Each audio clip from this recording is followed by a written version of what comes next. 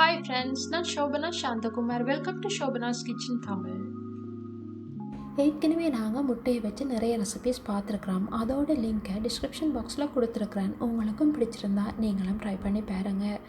இன்றைக்கு நான் இன்னும் ஒரு வித்தியாசமாக அதே நேரத்தில் எல்லோருக்குமே ரொம்பவும் பிடிச்ச மாதிரி முட்டையை வச்சு எப்படி நாங்கள் டேஸ்டியாக ஒரு சைட் டிஷ் செய்யலாமான்னு சொல்லித்தான் உங்களோட ஷேர் பண்ண போகிறேன். இப்போ நீங்களும் வாங்க இந்த டேஸ்டியான ரெசிபியை எப்படி செய்யலாமான்னு சொல்லி பார்ப்போம். இப்போ முதல்ல நாங்கள் இந்த கறிக்கு தேவையான முட்டையை அவிச்செடுத்து கொள்ளுவோம். இப்போ பாருங்க, நாங்கள் இந்த முட்டையெல்லாம் அவிச்சு எடுத்துட்டோம். இப்போ இந்த முட்டையை இவ்வாறு சாதுவாக கீறி விட்டு கொள்ளுவோம். அப்போ தான் எங்களுக்கு இந்த முட்டையை கறியோடு சேர்க்கும் போது அந்த கறியில் இருக்கிற மசாலாவெல்லாம் இந்த முட்டையோடு சேர்ந்து இன்னும் நல்ல டேஸ்ட்டாக இருக்கும். இப்போ நாங்கள் இந்த கறியை எப்படி செய்கிறதுன்னு சொல்லி பார்ப்போம். அதுக்கு முதல்ல ஒரு பேனை அடுப்பில் வச்சு அதில் கொஞ்சமாக எண்ணெய் விட்டு கொள்ளுவோம். இந்த எண்ணெய் நல்லா சூடாயினதும் இதோட 1/2 டீஸ்பூன் மிளகாத்தூளும் 1/4 டீஸ்பூன் மஞ்சள் தூளும் அதோட பார்த்திங்கன்னு சொன்னால் 1/2 டீஸ்பூன் உப்பும் சேர்த்து கொள்ளுவோம். இப்போ இதோட நாங்கள் ஏற்கனவே அவிச்சு வச்சுருக்கிற முட்டையையும் சேர்த்து ஒரு 2 தொடக்கம் 3 நிமிஷம் நல்லா ரோஸ்ட் பண்ணி கொள்ளுவோம்.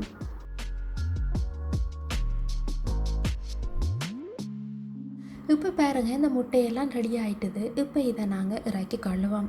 இப்போ நாங்கள் இந்த கறியை செய்ய தொடங்குவோம். அதுக்கு முதல்ல ஒரு பேனை அடுப்பில் வச்சு அதில் தேவையான அளவு எண்ணெயை விட்டு கொள்ளுவோம். இந்த எண்ணெய் நல்லா சூடாயினதும் உங்களோட டேஸ்ட்டுக்கு ஏற்ற மாதிரி ஏலக்காய், கருவா, கிராம்பு சேர்த்து முதல்ல நல்லா வதக்கி கொள்ளுவோம். இப்போ இதோடு நாங்கள் 1 டீஸ்பூன் சின்ன சீரகத்தையும் சேர்த்து தொடர்ந்து நல்லா வதக்கி கொள்ளுவோம். இப்போ பாருங்கள், இந்த ஏலக்காய், கருவா, கிராம்போட இந்த சீரகமும் சேர்ந்து நல்லா பொரிஞ்சு நல்லா வாசம் வர தொடங்கியிருக்குது. இந்த நேரத்தில் உங்களோட டேஸ்ட்டுக்கு ஏற்ற மாதிரி வெங்காயத்தையும் நல்லா சின்ன சின்ன பீசஸாக கட் பண்ணி அதையும் இதோடு சேர்த்து தொடர்ந்து நல்லா வதக்கி கொள்ளுவோம்.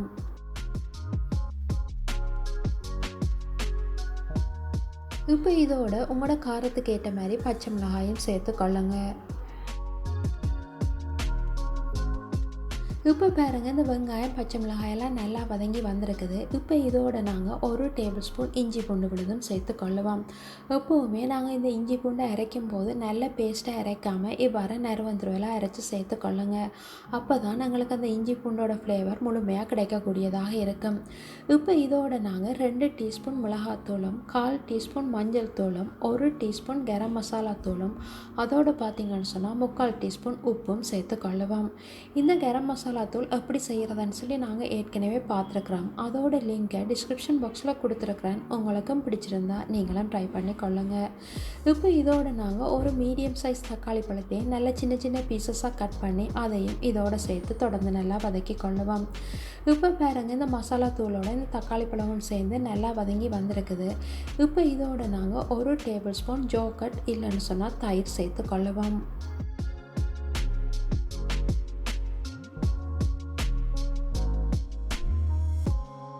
இப்போ பாருங்க, நாங்கள் இந்த கறிக்கு தேவையான மசாலாவெல்லாம் சேர்த்துட்டோம். இப்போ உங்களுக்கு எந்தளவு கிரேவி வேணுமோ அதுக்கேற்ற மாதிரி இந்த தண்ணீர் அளவை கூடுதலாகவோ அல்லது குறைவாகவோ சேர்த்து கொள்ளலாம்.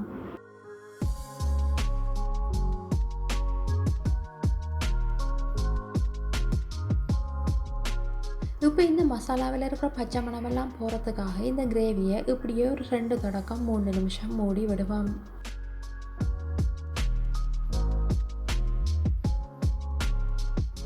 இப்போ பாருங்கள், எங்களோட மசாலாவெல்லாம் நல்லா அவிஞ்சு நல்லா வாசமாக வந்திருக்குது. இப்போ இதோட நான் கொஞ்சமாக ஃப்ரெஷ் க்ரீமும் சேர்த்து கொள்கிறேன்.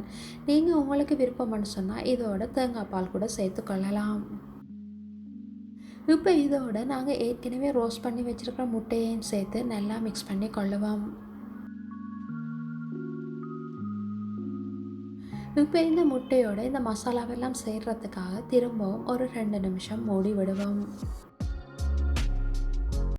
இப்போ பாருங்கள், இந்த முட்டையோட இந்த கிரேவியெல்லாம் சேர்ந்து நல்ல வாசமாகவும் அதே நேரத்தில் நல்ல டேஸ்ட்டாகவும் வந்திருக்குது.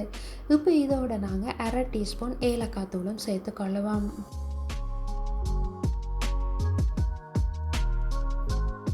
இப்போ பாருங்கள், நாங்கள் இந்த கிரேவியை இறக்குற டைமுக்கு வந்துட்டோம். இப்போ இதோட கொஞ்சமாக கொத்தமல்லி தழை தூவி இறக்கி கொள்ளுவோம்.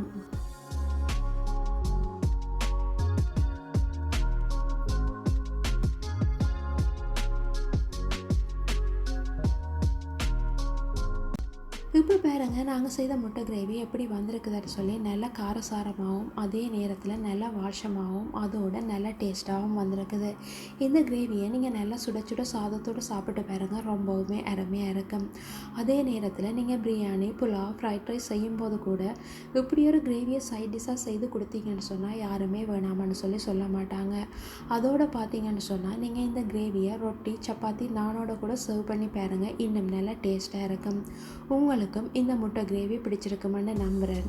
நீங்களும் ஒரு தடவை இதே அளவில் இதே முறையில் உங்களோட வீட்டில் ட்ரை பண்ணி பாருங்கள். ட்ரை பண்ணி பார்த்துட்டு எப்படி இருந்துச்சுன்னு சொல்லி மறக்காமல் உங்களோட கருத்துக்களை என்னோட பகிர்ந்து கொள்ளுங்கள். இன்னும் ஒரு வீடியோவில் இன்னும் ஒரு இன்ட்ரெஸ்டான ரெசிபியோட மீண்டும் சந்திப்போம்.